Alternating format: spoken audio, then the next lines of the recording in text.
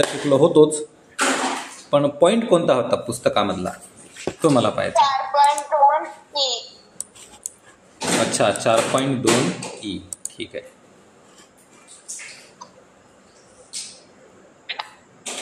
Page number 19-20. अच्छा,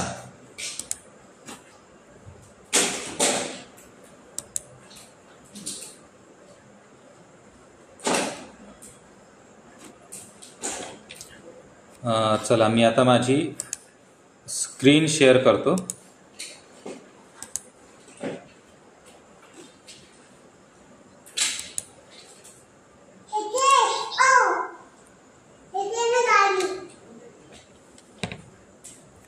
चला, माझी स्क्रीन आता आपल्याला दिसत असेल.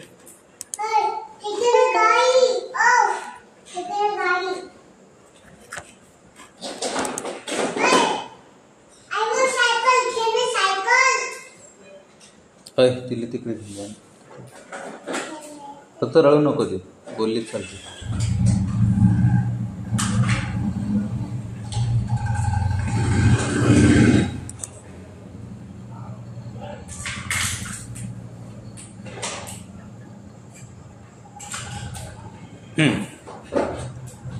तर 4.2 दीर्घ ई हे झालं होतं का आपलं?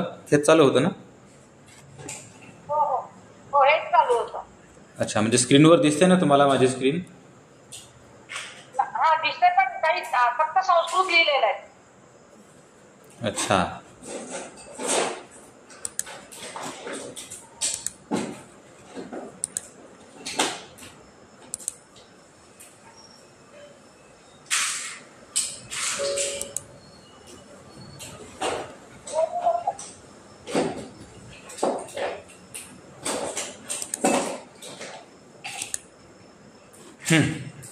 बघा आता स्क्रीन दिसत असेल. हो, दिसतंय. तर 4.2 ह्रस्व ई आणि 4.2 दीर्घ ई यांच्यापैकी काय झालं होतं? दीर्घही चालू होतं. अच्छा, दीर्घ ई घ्यायचं का आता? ओके, ठीक आहे.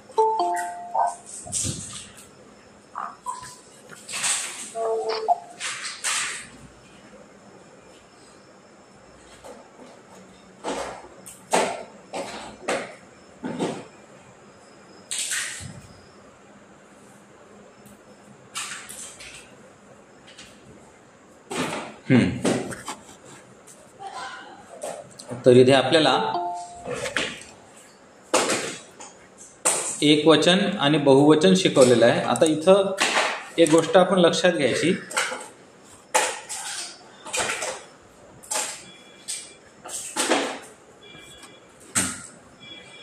ती म्हणजे आपण बहुवचन शिकलो, पण बहुवचन शिकताना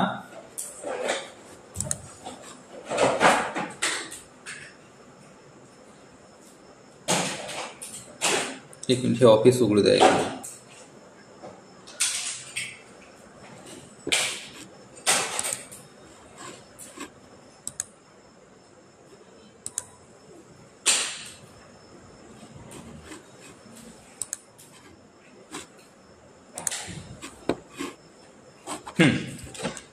आता इथं लक्ष द्या.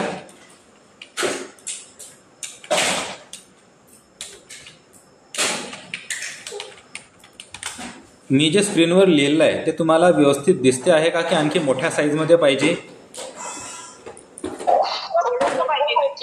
थोडं आणखी मोठं करू का? बारीक दिसते. अच्छा, ठीक आहे. थोडा आकार वाढवतो मी. ठीक आहे एवढं? ठीक आहे आता. चला, तर आपण बहुवचन शिकत आहोत आणि बहुवचन शिकताना आपण अकारांत,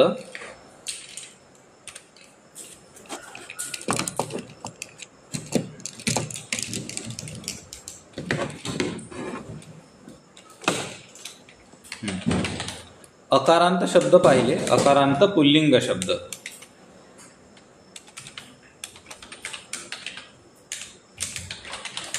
ज्यामध्ये राम, बालक, श्याम असे शब्द होते. या शब्दांचं एकवचन होईल रामः, बहुवचन रामाः. बालकःचं एकवचन बालकः आणि बहुवचन होईल बालकाः. श्याम या शब्दाचं एकवचन श्यामः. श्यामः म्हटलं म्हणजे एक श्याम, आणि श्यामाः असं म्हटलं म्हणजे बहुवचन. हे आपण एकवचन बहुवचन पाहिलं. त्यानंतर आपण स्त्रीलिंग शब्द पाहिले. आकारांत स्त्रीलिंग, ज्यामध्ये रमा, बालिका किंवा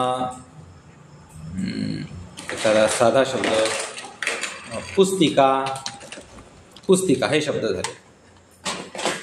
आणि यांचं एकवचन रमाच, रमा, आणि बहुवचन रमाः. बालिकाचं होणार बालिका, एकवचन बालिकाच राहतं आणि बहुवचन बालिकाः. त्यानंतर पुस्तिकाचं एकवचन पुस्तिका असंच राहणार आणि बहुवचन होईल पुस्तिकाः. तर बघा आता आपण हे पाहिलं. त्यानंतर दीर्घ इकारांत शब्द पाहिले आपण. काय बाळा? हां बरं बरं, औषध एक मिनिट. हां तिकडे पल्ले जाऊ जाय तिथे खेळ.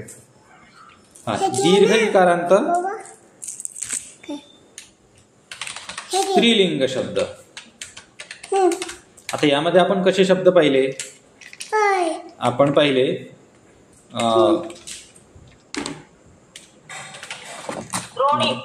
द्रोणी. अरे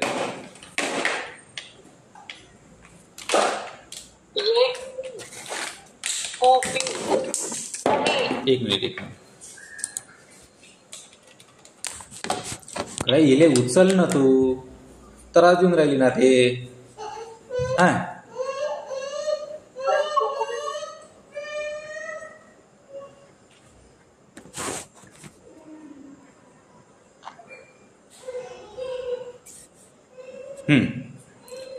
तर दीर्घ इकारांत शब्द जसे की नदी. एक नदी म्हणायचं असेल तर नदी, आणि बहुवचन करायचं असेल तर नद्यः. त्यानंतर कुपी, एक बाटली असं म्हणायचं असेल तर कूपी आणि कूप्यः.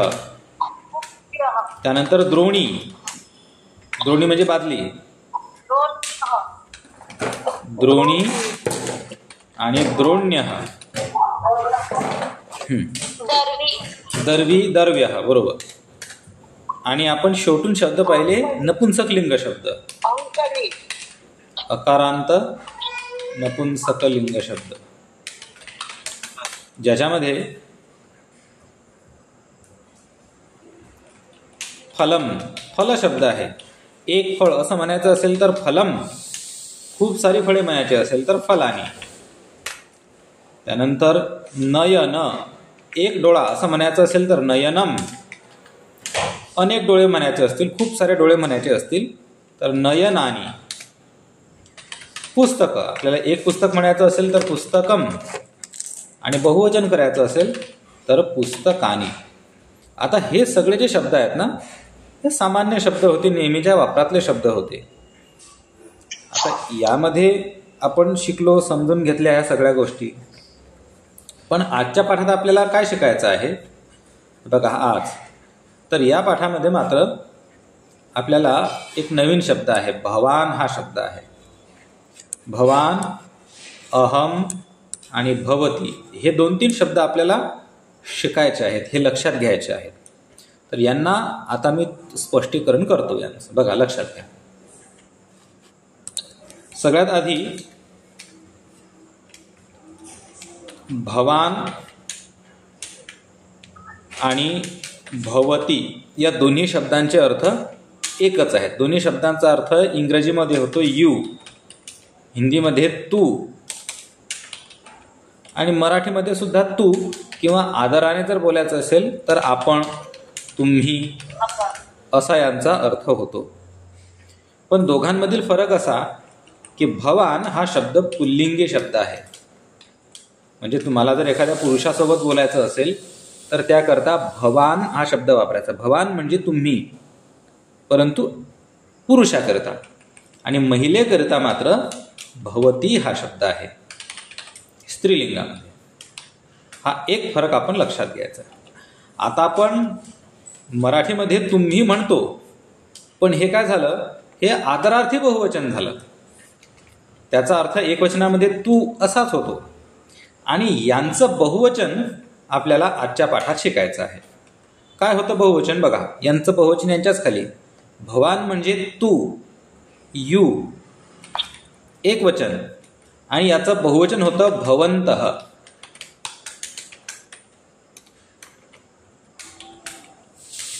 आणि स्त्रीलिंगामध्ये भवतीचं होणार भवत्यः. आणि यांचा अर्थ काय होईल, याचाही अर्थ इंग्रजीमध्ये यूच आहे, कारण की इंग्रजीमध्ये एकवचन असो की बहुवचन असो दोन्ही करता एकच शब्द आहे. आणि मराठीमध्ये मात्र तुम्ही असं होईल, पण हे बहुवचनातलं आहे. तुम्ही सारे बहुवचन घ्यायचं. आणि इथे जर आपण तुम्ही म्हटलं तर हे मात्र आदरार्थी आहे.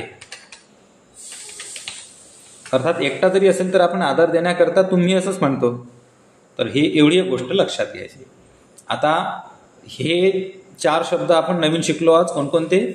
एक शिकलो आपण भवान, त्यानंतर आपण पाहिला भवती. अर्थात भवान आणि भवती हे शब्द आपण आधी पण शिकलेलो आहोत. भवान कह, भवती का, हे शब्द आपण आधी पण शिकलो. आता यांचं बहुवचन इथं आपल्याला नव्याने शिकवल्या जात आहे. भवानचं बहुवचन आहे भवन्तः, आपण सारे, पुल्लिंगामध्ये. आणि स्त्रीलिंगाकरता भवत्यः, तुम्ही साऱ्या, असा यांचा अर्थ होतो. या 4 शब्दांमध्ये कुणाला काही प्रश्न आहेत का?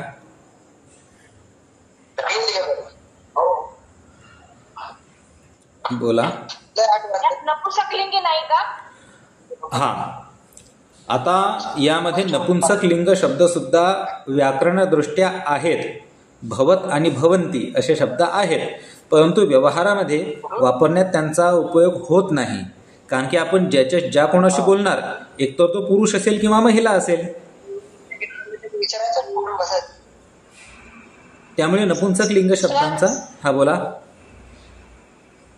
सर मिश्रक शब्द नपुंसक लिंग है, तो उसमें इसका यूज कर सकते हैं भवत और भवंती का. हाँ, अब देखिए फोरम जी, आप मेरी मित्र है, हम सब एक दूसरे के मित्र है. मैं आपके साथ जब बात करूंगा, अब मुझे पता है कि आप महिला है, तो मैं आपके साथ भवत्यः, भवती इस शब्द का ही प्रयोग करूंगा. और सुनियो, मित्र ये एक इकलौता शब्द ही नपुंसक लिंग में आएगा. उससे संबंधित बाकी सारे शब्द वो अपने अपने लिंग में रहेंगे. जैसे कि अगर मुझे बताना है कि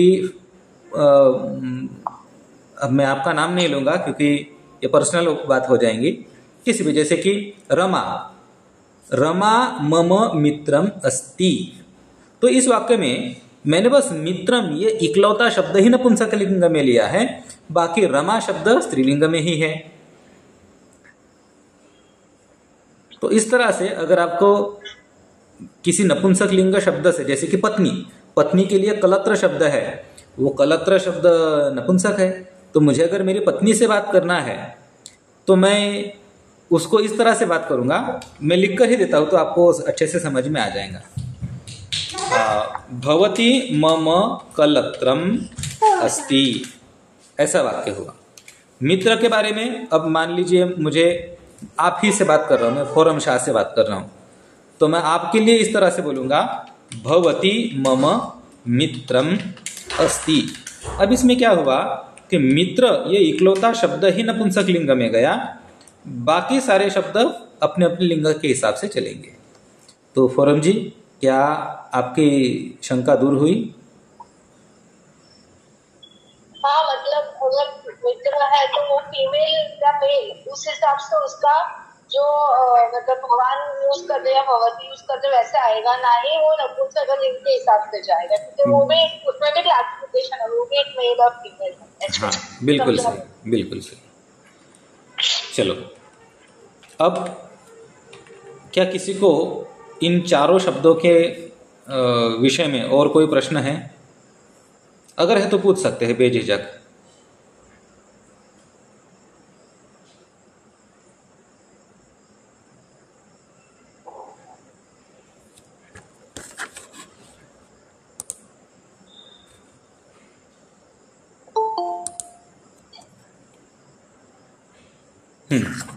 चलो तो आगे बढ़ते हैं हम लोग, और अगला शब्द मैं अब सिखाता हूं. आता पुढचा शब्द आहे,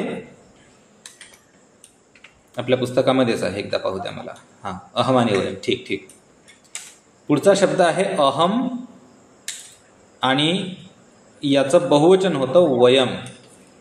बघा, अहम हा शब्द आहे ना, एक जेंडर न्यूट्रल शब्द आहे. म्हणजे पुरुषसुद्धा वापरू शकतो आणि महिलासुद्धा या शब्दाला वापरू शकतात.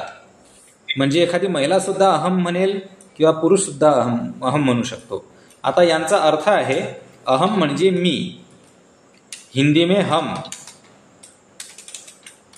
अंग्रेजी में आय, और वयम, वयम करता मराठी शब्द आहे आम्ही. अरे माफ करा, मी चुकलो. इथं हम नहीं, मैं पाहिजे. मैं, यहाँ चाहिए हम, और अंग्रेजी में वी. आता इथे अहम हा शब्द आपण आधी शिकलेलो आहोत. भवान कह, अहम शिक्षक, अहम बालक, अहम गायक, अहम नायक, या पद्धतीने आपण अहम शब्द आधी शिकलेलो आहोत. त्याचं फक्त बहुवचन इथे आपल्याला आता समजावून सांगितलेले आहे. वयम म्हणजे आम्ही, आम्ही सारे किंवा आपण सारे, आपण सारे असा पण अर्थ काढता येतं.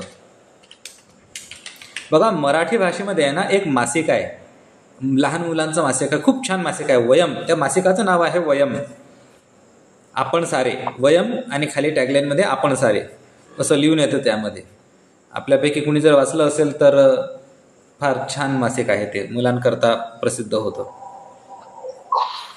तर अहम आणि भागवतामधल्या श्लोकामध्ये वयम नुमः असं बरोबर येते, म्हणजे आपण सर्व नमस्कार करूया.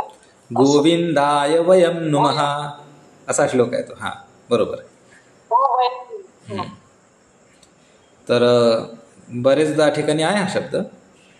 असो, आता आपण पुस्तकाकडे जाऊया. हे मी आपल्याला सर्वांना अगदी संक्षेपानं समजावून सांगितलं.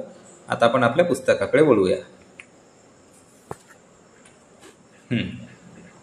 तर हे पुस्तक, या पुस्तकामध्ये हे सगळे शब्द इथे लिहून दिलेले आहेत. तर भवान म्हणजे तू, आणि भवंतः म्हणजे तुम्ही. भवती म्हणजे सुद्धा तू, परंतु हा स्त्रीलिंगामधला तू. आणि भवत्यः म्हणजे तुम्ही साऱ्या, स्त्रीलिंगामध्ये. अहम म्हणजे मी. आपण इथं पुस्तकावरच अशा नोट्स घेत चला, म्हणजे जेव्हा आपण पुन्हा पुस्तक वाचाल ना, तेव्हा आपल्या सर्वांना ते असं समजेल. अहम म्हणजे मी, आणि वयम म्हणजे आम्ही किंवा आपण सारे. तर आता या शब्दांचा वापर करून आपल्याला इथल्या रिकाम्या जागा भरायच्या आहेत. आता हे कसं ओळखायचं, तर पुढे बालकः हा शब्द लिहिला आहे बघा. बालकः हा पुल्लिंगामध्ये आहे आणि एकवचनामध्ये आहे, त्यामुळे इथे आला भवान, आणि याचं बहुवचन झालं बालकाः, भवन्तः बालकाः. म्हणजे याचा अर्थ कसा होईल की पहिलं जे वाक्य आहे इथं, भवान बालकः म्हणजे तू मुलगा आहेस. बघा, आता इथं मी आदरार्थी बहुवचन वापरणार नाही, कारण की त्यामुळे आपल्याला कदाचित संभ्रम होईल. म्हणून मी सामान्यपणेच एकवचन वापरतोय मराठीमध्ये. भवान बालकः, तू मुलगा आहेस.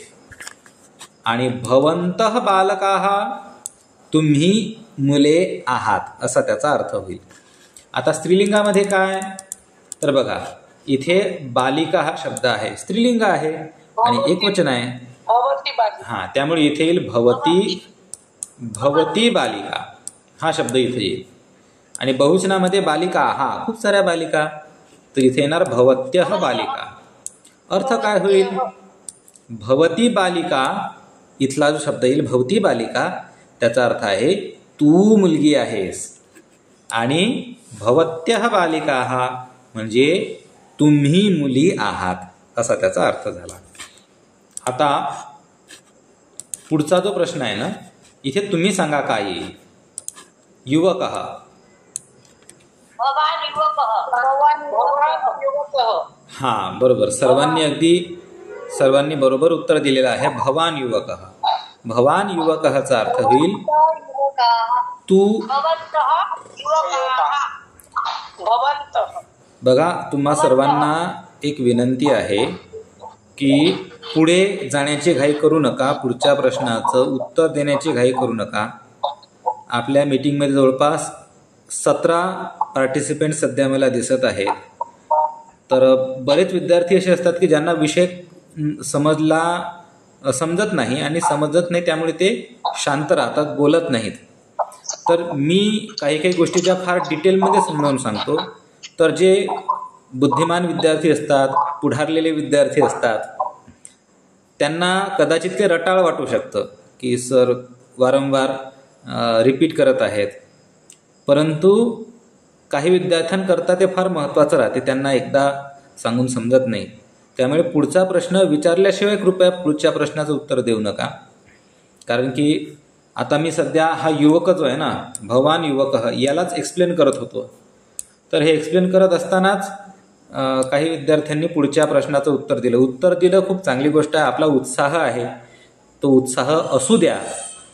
फक्त एखाद्या प्रश्नाचं जेव्हा उत्तर, आता आपण कसं आहे, आता आपण प्रत्यक्ष वर्गात नाही आहोत, आपण ऑनलाईन आहोत. त्यामुळे आपल्याला ह्या काही गोष्टींची काळजी, आता आपण प्रत्यक्ष वर्गामध्ये ह्या सगळ्या गोष्टी फार एन्जॉय करू शकतो. विद्यार्थ्यांचा उत्साह, विद्यार्थी उत्तर सांगतात, सर्व नियंत्रण होते. परंतु ऑनलाईन वर्गामध्ये आपल्याला हे एवढं बंधन पाळावं लागतं. तर तुमचा उत्साह खूप, मला फार आनंद होतो की सर्वांना फार उत्साहानं आपण शिकत आहोत. फक्त मग कसं होतं माहिती आहे का, तुमच्या पुढच्या प्रश्नांची उत्तरं येत राहतात आणि मी काही वेगळंच एक्सप्लेन करत राहतो, ते मॅच होत नाही. तर एवढं आपल्याला काळजी घ्यायची आहे. चला पुढे आता आहे. हाँ, मैं एक प्रश्न पूछूं? बिल्कुल बिल्कुल पूछिए. सर थोड़ा सा out of the box question है, लेकिन मुझे लगा कि मैं पूछूं तो मेरा भी डाउट क्लियर हो जाएगा.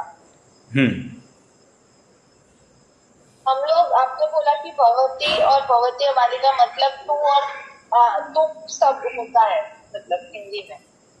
तो उस हिसाब से देखा जाए तो तुम और युयम भी उसका भी वही होता है, तुम और तुम सब. तो इसमें से कौन सा यूज करना है, ये समझ में नहीं आया. ठीक है फोरम जी, आपका सवाल बहुत अच्छा है, मैं उसको समझाता हूँ. चलो, अभी फोरम जी ने मुझे जो प्रश्न पूछा है, अभी हमने भवान या भवती, ये एक वचन के लिए इसका अर्थ हुआ तू, और बहुवचन में हमने देखा भवन्तः या भवत्यः, जिसका मतलब होगा आप या फिर तुम सब. अब इन्हीं के लिए और भी कुछ शब्द संस्कृत में है, जैसे कि त्वम. त्वम शब्द का भी अर्थ तू ही होता है, और ये पुल्लिंग और स्त्रीलिंग दोनों के लिए समान है. और बहुवचन देखा जाए तो इसका बहुवचन यूयम होता है, इसका भी मतलब तुम सब ही होता है. अरे मैंने बस लिखा, हाँ. अब परेशानी की बात ऐसी है कि त्वम और यूयम, ये शब्द आगे चलकर इनका प्रयोग करना थोड़ा कठिन होता है. इनका व्याकरण मध्यम पुरुष का व्याकरण होता है.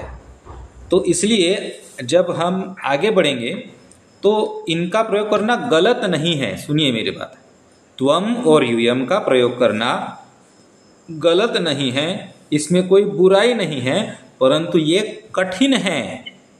त्वम और यूयम का प्रयोग करना आगे चलकर व्याकरण में ये कठिन होता है. और इनकी अपेक्षा ये जो भवान, भवती, भवन्तः, भवत्यः, ये जो शब्द हम सीख रहे हैं, ये शब्द तुलनात्मक दृष्टि से यदि देखा जाए तो इनका प्रयोग करना आगे आसान है. तो इसीलिए हम भवान और भवती, भवन्तः, भवत्यः इनको सिखा रहे हैं। हमने त्वम और यूयम को नकारा कभी भी नहीं है। इनका प्रयोग उचित ही है, बस कठिन है, तो इसलिए प्रारंभिक स्तर के विद्यार्थियों को हम पढ़ाने से बचते हैं। तो फोरम जी, क्या आपका प्रश्न आपका समाधान हुआ? स्तोत्र है, उसमें आया है त्वम शब्द। त्वम मूलाधार स्थितोसि नित्यम, त्वम वाङ्मय है ना, तो उसमें बहुत बार त्वम मतलब कि तुम, गणेश जी को बोला है तुम ऐसे हो वैसे हो ऐसे, त्वम वहाँ आया है शब्द। यूयम नहीं सुना कभी। अरे यूयम बहुवचन में है, यूयम बहुवचन में है और बहुत जगह पर आया हुआ है। तो जहाँ जहाँ मध्यम पुरुष की बात चल रही हो तो वहाँ वहाँ तो आता ही है। तो ठीक है फोरम जी, आपका प्रश्न, आपका समाधान हुआ? जी, मतलब आपने बोला आगे चल के पता चलेगा कि उसके भी कैसे एग्जाम्पल मतलब आएंगे, सुनो जैसे हम उसका यूज करते हैं। जैसे जैसे आपकी प्रगति होंगी और आपको अच्छे से आने लगेगा, तब त्वम और यूयम इनका भी अभ्यास होगा ही, नहीं होगा ऐसा नहीं है। लेकिन प्राथमिक स्तर पर इनका प्रयोग करना कठिन है, बच्चों को कन्फ्यूज़न ज़्यादा हो जाता है इसलिए। और हमें तो संस्कृत का प्रसार प्रचार करना है, और शुरुआत में अगर कठिन शब्द दिए तो छात्रों में की रुचि कम हो सकती है। तो इसीलिए हम प्रारंभिक स्तर पर त्वम और यूयम नहीं पढ़ाते हैं। चलो अब आगे बढ़ें। हेलो,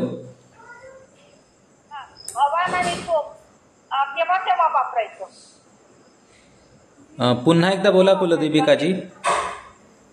कुलदीपिका बोलतीये, भवान कधी वापरायचं आणि त्वम कधी वापरायचं? बघा, दोन्ही शब्दांचे अर्थ सारखे आहेत, ते समानार्थी शब्द आहेत, जेव्हा हवे तेव्हा वापरा। प्रॉब्लेम नाहीये, म्हणजे नाही ना, हेच म्हणायचं। काहीच प्रॉब्लेम नाही, दोन्ही शब्दांचे अर्थ सारखे आहेत, तुम्हाला हवे तेव्हा वापरा। फक्त भवान भवती वापरताना पुल्लिंग स्त्रीलिंगाचं ध्यान ठेवावं लागतं, आणि त्वम हा पुल्लिंग स्त्रीलिंग दोन्ही करता चालतो। जसं त्वम बालिका, त्वम बालकः, बालक आणि बालिका दोन्ही करता वापरला, परंतु भवान भवती करता भवान बालकः, भवती बालिका, एवढं आपल्याला ध्यानात ठेवायचं। चला चला आता आपण आपल्या पुस्तकाकडे जाऊया। महिला, सांगा इथं काय येईल उत्तर? भवती, भवती, भवती महिला। बरोबर, भवती महिला, भवती महिला, भवती महिला, तू महिला आहेस। आणि बहुवचन सांगा आता।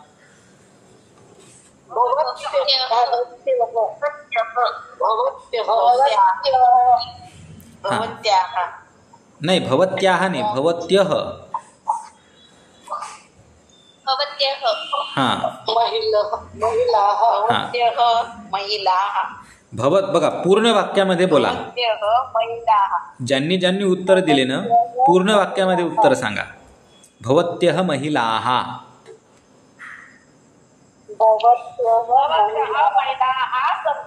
हां, बरोबर, भवत्यः महिलाः। चला आपण पुढे जाऊया आता। सर, आता कोणतरी भवत्याः म्हटलं, मग भवत्याः मध्ये काय फरक आहे? हां, मी सांगतो काय फरक आहे तो।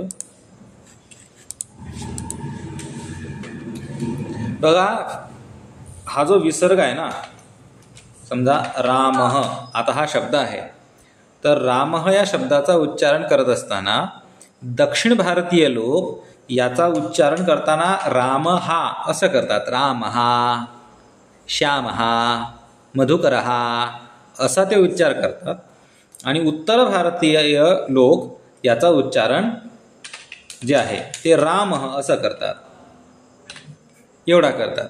मग आता ज्यांनी भवत्याः असं म्हटलं ना, तर त्यांना असं म्हणायचं असेल, त्यांना या वरच्या पद्धतीनं म्हणायचं असेल दक्षिण भारताच्या, भवत्यः, ये भवत्यः, असं त्यांना म्हणायचं असेल कदाचित, असा उच्चार त्याला करायचा असेल. आणि आपण जो शिकतो आहोत तो उच्चार असा शिकतो आहोत. म्हणजे शब्द तोच आहे, फक्त विसर्गाचा उच्चार करताना भवत्यः. मग ते बरोबर आहे का? ते बरोबर आहे का? भवत्याः. भवत्या, इथं त्याला जर काना लावलेला असेल, बघा मी तुम्हाला दोन्ही सांगतो, हे बरोबर आहे. परंतु इथं जर आपण भवत्याः असं जर म्हटलं असेल तर हे मात्र चूक आहे. बघा कुठं चूक आणि कुठं लक्ष द्यायचं हे बघा. भवत्याः बरोबर. बघा दक्षिणी पद्धतीनुसार भवत्यः हे ठीक आहे, ठीक आहे. पण भवत्याः असं जर म्हटलं असेल तर हे चूक आहे. कारण की भवत्याः मग काय होईल, तर ते असं होईल,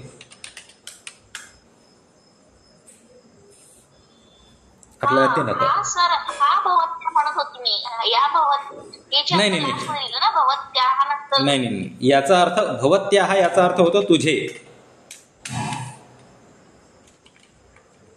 भवत्याःचा अर्थ तुझे असा होतो, योर, युअर, तुम्हारा. तो शब्द चुकीचा. षष्ठी विभक्ती का? हा हा, षष्ठी विभक्ती. षष्ठी विभक्ती बरोबर. चला, युयम महिलाः म्हणता येईल का मग? हो म्हणता येईल. युयम महिलाः. युयम महिलाः म्हणता येईल का? नाही नाही नाही नाही नाही नाही नाही, अर्थ चुकीचा होईल ना त्याचा. तुम्ही जर असं म्हटलं युयम, युयम महिलाः म्हणता येईल, युयम महिलाः असं म्हणता येईल, हे चूक नाही. तसंच. चला पुढे जाऊया आता आपण. आता आपल्याला काय करायचं आहे, इथं परिवर्तन असं करायचं आहे की भवान बालकः याचा अर्थ तू बालक आहेस, आणि बालक पुन्हा त्याला कन्फर्म करतोय की होय अहम बालकः, मी बालक आहे. तर शिक्षक सांगतोय भवान बालकः आणि विद्यार्थी म्हणतो हो अहम बालकः, मी बालक आहे. तर या पद्धतीचा हा अभ्यास आहे. तर मग आता पुढचा, आता भवती अध्यापिका, तू शिक्षिका आहेस. आता इथं मी आदरार्थी बहुवचन वापरत नाहीये, कारण की त्यामुळे आपलं कन्फ्युजन होईल. त्यामुळे कृपया कोणी अपमान वाटून घेऊ नका. भवती अध्यापिका, तू अध्यापिका आहेस. आता पुढे काय येईल,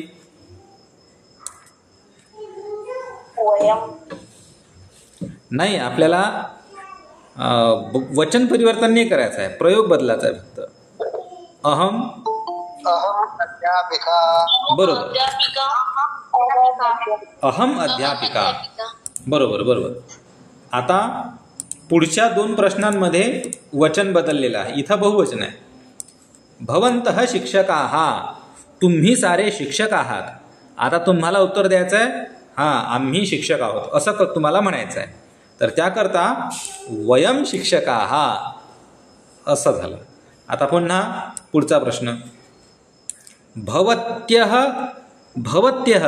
विद्यार्थिन्यः, तुम्ही साऱ्या विद्यार्थिनी आहात. आता तुम्हाला म्हणायचं आहे आम्ही विद्यार्थिनी आहोत. कसे म्हणाल संस्कृतमध्ये,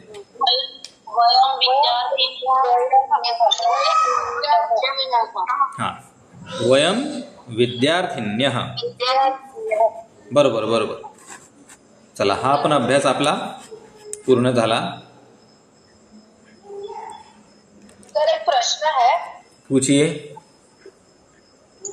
सर अभी अभी किसने यूयम महिला बोला तो आपने बोला वो गलत है, लेकिन मैं ऐसा तो पूरा ग्रामेटिकली कि आप सब लड़कियां हैं, महिला, यूयम आप सब, तुम सब महिला, तो वो तो ग्रामेटिकली करेक्ट हुआ.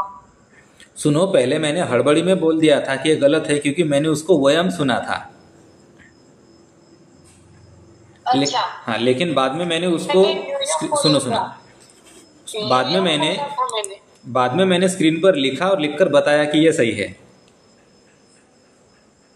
तो शायद मैंने नहीं सुना होगा. लेकिन अहम महिला भी हो सकता है ना, हम सब महिला है. अहम महिला, सुनो अहम महिला, मैं महिला हूँ, वयम महिलाः, हम सब महिलाएं हैं, इस तरह से होगा। अच्छा, एक वचन हम महिला शेवटचं सांगितलं ना, भवत्या विद्यार्थीने, याचं कसं होईल ते? वयम सांगतो, लिहायला कसं लिहिल्या जाईल ते? सांगतो, लिहून दाखव. बघा, लिहिलेलं कसं लिहिल्या जाईल ते? हे लिहितोय ना मी. भवत्यः विद्यार्थिन्यः म्हणजे तुम्ही साऱ्या विद्यार्थिनी आहात असं झालं. बहुवचनामध्ये आता हे आपल्याला उत्तम पुरुषामध्ये म्हणायचं म्हटल्यानंतर वयम विद्यार्थिन्यः, मग याचा अर्थ होईल आम्ही साऱ्या विद्यार्थिनी आहोत. आलं लक्षात आलं? दोन्ही मध्ये सारखंच लिहिलेलं आहे ना? नाही, सारखं कसं काय असणार? विद्यार्थिन्या इथे भवत्यः आहे, इथे वयम आहे, बाकी पुढचं वाक्य समान आहे. विद्यार्थी जो शब्द आहे तो सारखाच आहे ना लिहिलेला सर? हो, सारखाच आहे. आता बघा ना, माझा तो प्रश्न होता. मराठीमध्ये तुलना करा ती. मराठीमध्ये साऱ्या विद्यार्थिनी हा शब्द तसाच आहे आणि पुढे पण साऱ्या विद्यार्थिनी हा शब्द जसाच्या तसाच आहे. यात कुठे बदल झाला? एक वचनामध्ये भवती विद्यार्थिनी असं येईल का? हो, अगदी बरोबर. एक वचन, एक वचन बघा, एक वचन लिहितो ना, कारण अनेक वचन विद्यार्थिनी विद्यार्थिन्या, हा असं बघा. अनेक वचन. भवती विद्यार्थिनी, तू विद्यार्थिनी आहेस, आणि बहुवचन झालं भवत्यः विद्यार्थिन्यः.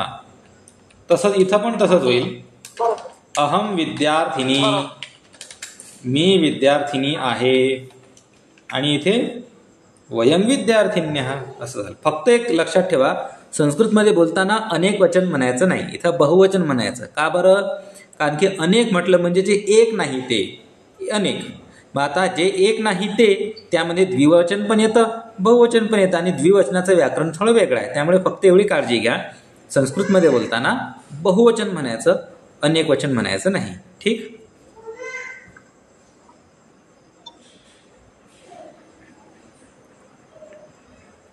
चला, आपण आता याच विषयाचा आणखी थोडा अभ्यास करूया. पुढचा अभ्यास. हा सर, तुम्ही बहुवचन आणि अनेक वचन हे वेगवेगळे आहे का? हो, बहुवचन आणि अनेक वचन वेगळं आहे. मी तुम्हाला सांगतो समजून काय विषय आहे तर.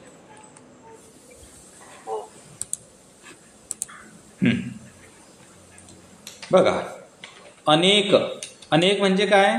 जे एक नाही ते. बरोबर? मग यामध्ये दोन गोष्टी येतात. एक आपल्या संस्कृतमध्ये द्विवचन आहे. द्विवचन म्हणजे काय? जिथे दोन. द्विवचन म्हणजे दोन वस्तू. आता दोन वस्तू म्हटलं म्हणजे हे अनेक आहेच ना. आणि त्यानंतर संस्कृतमध्ये बहुवचन पण आहे. बहुवचन म्हणजे काय? तीन किंवा तीन पेक्षा जास्त. अच्छा, हे पण अनेक आहे. आलं लक्षात? ठीक आहे, ठीक आहे. तर संस्कृतमध्ये एक वचन, द्विवचन, बहुवचन. एक बालक, बालकः, म्हणजे असं होईल. आता बालकः हे झालं एक वचन, बरोबर? आणि त्यानंतर बालकौ हे द्विवचन, आणि बालकाः हा दोन बालक. बालकाः झालं बहुवचन. आता विषय असा आहे की द्विवचन हे अनेक वचन पण आहे आणि बहुवचन सुद्धा अनेक वचन आहे. का बरं? कारण की जे एक नाही ते अनेक. अनेक, हा हा हा, बरोबर. असा विषय आहे. त्यामुळे या गोष्टीवर आपलं लक्ष असलं पाहिजे. तर आता 8:55 झालेली आहेत. आणि शेवटची जे 5 मिनटं आहेत हे आपण प्रश्नोत्तरांकरता ठेवतो. तर आणखी कुणाला काही प्रश्न असतील आजच्या पाठाबद्दल किंवा अन्यही काही विषयांबद्दल तर आपण विचारू शकता. सर आपने बहुवचन लिखा है, उसके बाजू में ब्रैकेट करके अनेक वचन लिखा है, तो मैं जो ऐसा ही मतलब ये तो ऐसे हो गया कि बहुवचन भी हो सकता है बालका और अनेक वचन भी हो सकता है. तो आपने बोला कि दोनों का अर्थ डिफरेंट है, ऐसा जो एक नहीं है वो अनेक में आता है, तो दो वचन भी अनेक में आएगा. तो अगर ऐसे काम पकड़े या ऐसे काम पकड़े तो दोनों सेम ही हुआ ना है देखा जाए. आपको मैं एक वेन आकृति से समझाता हूँ. वेन आकृति, वेन डायग्राम सुनो.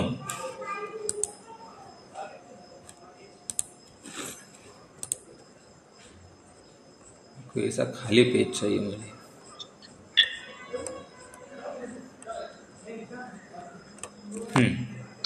अब ध्यान से सुनो, तुम्हारे प्रश्न का उत्तर मैं यहाँ देता हूँ एक वेन आकृति से. सुनो,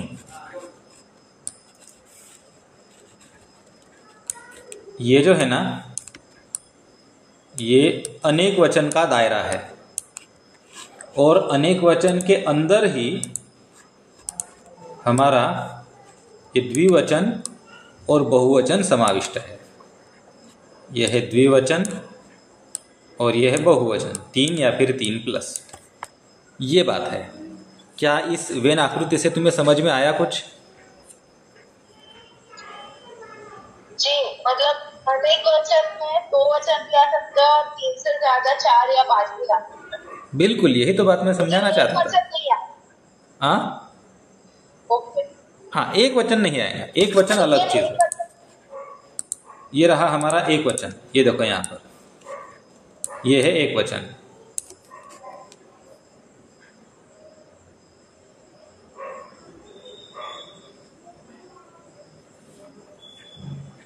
कोई प्रश्न है बेटा? और कोई प्रश्न बचा है? नहीं नहीं. आप तो बहुत माहिर हो प्रश्न पूछने में. सर दुसरा शब्द छात्र शब्द घेऊन केलं तर काय? भवान छात्र हाँ, भवती छात्राः नाही, छात्रा. असं होईल का? चुकलं. तुमचा प्रश्न, तुमचं उत्तर चुकलं. कसं? सांगतो. बरं. तुम्ही वापरलं भवान छात्र भवान छात्र आणि भवती छात्रा. छात्रा. छात्रा. हां, बरोबर आलं. इथं जर तुम्ही छात्रा म्हटलं ना तर हे चूक होईल. हा, छात्रा वापरायचं कुठं? तर भवन्तः छात्राः आणि भवत्यः छात्राः. अच्छा. आता इथं दोन्ही ठिकाणी छात्रा सारखं दिसतं, पण ते वेगळं आहे.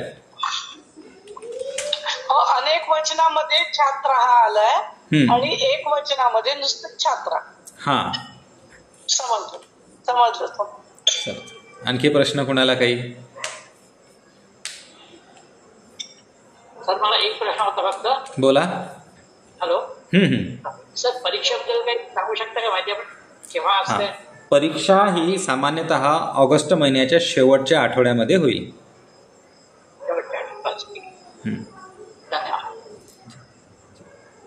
सर एक अजून प्रश्न. बोला की. सर ऍक्च्युली विनय सर अजून काही क्लास घेणार आहेत का? म्हणजे तुम्ही हे पुस्तक शिकवताय, दुसरं जे परिचयाचं पुस्तक आहे ते विनय सर शिकवणार का? हो, परिचयाचं पुस्तक विनय सरांकडे. त्याचं कसं काय असतं? विनय सरांचे पण क्लास होतात की ऑनलाईन. तुम्ही परिचयाच्या ग्रुपमध्ये नाही आहात का? नाही, पण आमचे मराठी माध्यमाचे क्लास नाही होत आहे ना, खूप दिवस झाले. प्रवेशचं कोण शिकवणार? ऐका ना, या वर्षी परिचयचा वर्ग फक्त हिंदी माध्यम. ऐका ना, परिचयचा वर्ग यावर्षी फक्त हिंदी माध्यमात आहे. परिचयचा वर्ग मराठी माध्यमात यावर्षी नाही. असं आहे का? मग तसं मी किती वेळा विचारलं तर मला काही रिप्लाय नाही आला त्याचा की बाबा मराठी माध्यमात होणार नाही, हिंदी जॉईन करा म्हणून. हिंदीचा 2 वेळा क्लास झाला आता, म्हणजे खूप दिवसानंतर आता जॉईन करावं लागत. अच्छा. मराठीत नाही होणार आहे? नाही, मराठीमध्ये नाही. कारण की शिक्षक मिळाले नाहीत ना आम्हाला, त्यामुळे.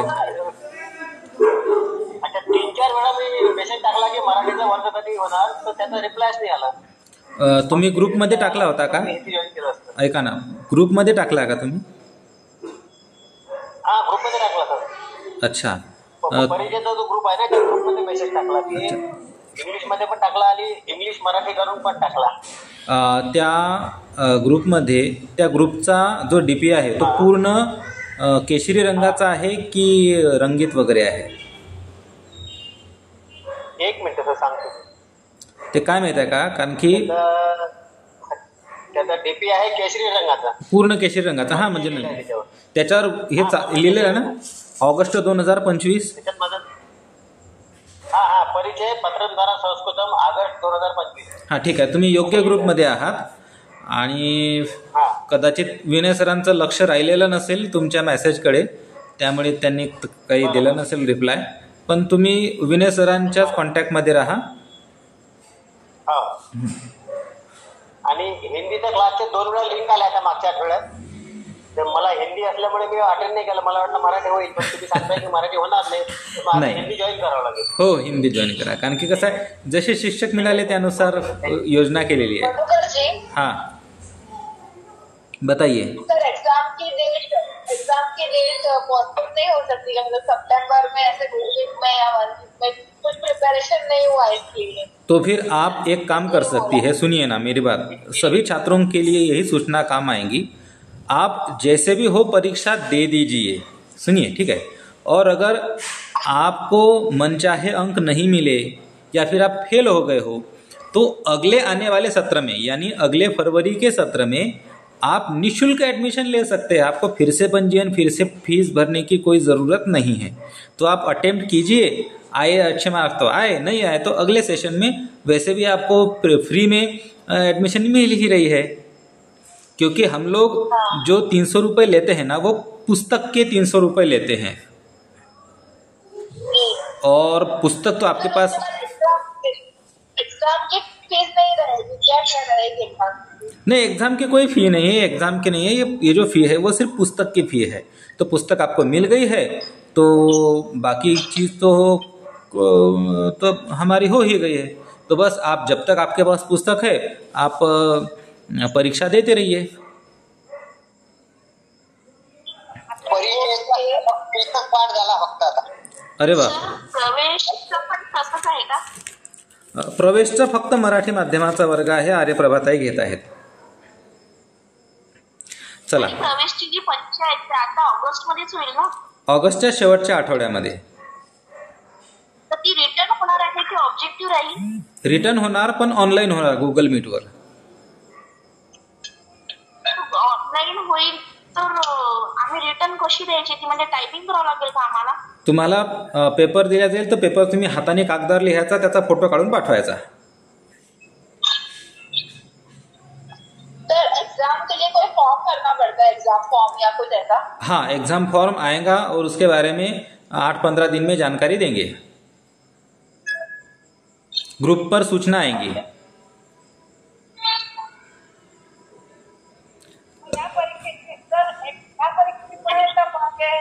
परीक्षा आधी होईल का? प्री फायनल घेतल्यासारखं? पुन्हा बोला, मला ऐकू नाही आलं.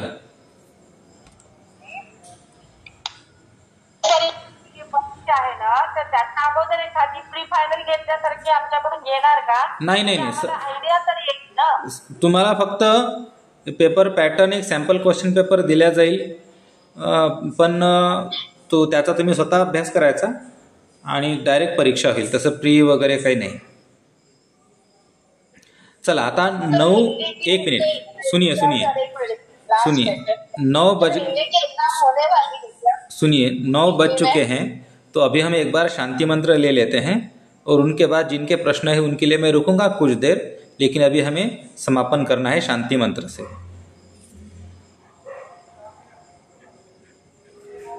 सर्वे भवन्तु सुखिनः, सर्वे सन्तु निरामयाः, सर्वे भद्राणि पश्यन्तु, मा कश्चित् दुःखभाग् भवेत्.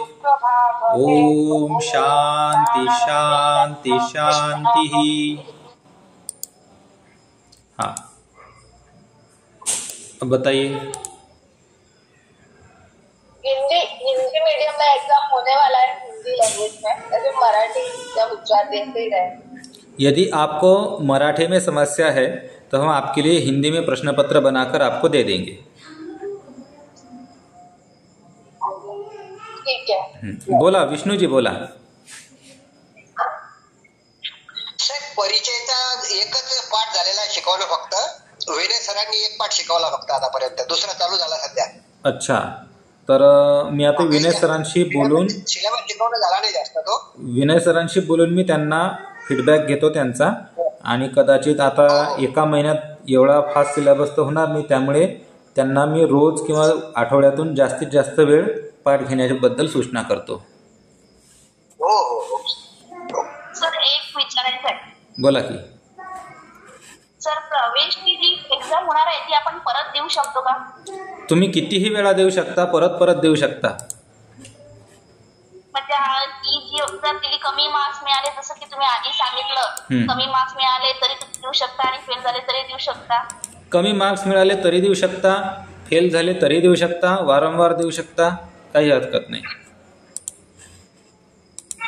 म्हणजे जर जास्त केली तर चालते का मग? काय? कारण आमचा अभ्यास नाही आहे प्रवेशचा। तुम्ही आता अटेम्प्ट तर करा, अटेम्प्ट करा, आले तर आले मार्क्स, नाही आले तर नाही आले। ठीक आहे, म्हणजे पुढच्या वेळेला जी एक्झाम होईल तेव्हा आपल्याला फीस भरावं लागेल का मग त्याची? पुढची परीक्षा जर भरायची असेल, पुढचे म्हणजे प्रवेश पास झाले, परिचयाला बसायचं असेल तर फी भरावी लागेल। तीच परीक्षा पुन्हा द्यायची असेल, समजा प्रवेश तुम्ही पास झाले पण तुम्हाला मार्क्स चांगले नाही पडले, तर पुन्हा तीच द्यायची असेल तर काही फी लागणार नाही। आणि आपल्याला तो क्लास जॉईन करायचा असेल प्रवेशचा तर तो जॉईनिंग होता येईल का त्याच्यात? बिल्कुल निःशुल्कपणे तुम्हाला पुन्हा जॉइनिंग करता येईल। सर मेरा एक लास्ट क्वेश्चन है सर, अगर ये एग्जाम मैं नहीं हो पाया बराबर से, काम क्या कुछ भी आया नहीं, तो मैं जो परिचय की एग्जाम है वो फरवरी में दे सकता हूँ, साथ साथ में जो शिक्षा है कोई पता नहीं कौन सा अगला स्टेप है उसमें एडमिशन साथ में लेके दोनों के एग्जाम साथ में दे सकते हैं, ऐसा नहीं हो पॉसिबल है? नहीं, यह संभव नहीं है।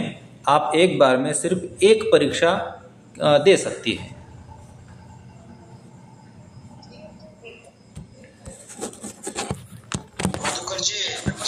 प्रवेश के बाद परिचय परीक्षा देना पड़ेगा क्या? हाँ, प्रवेश के पश्चात परिचय की परीक्षा।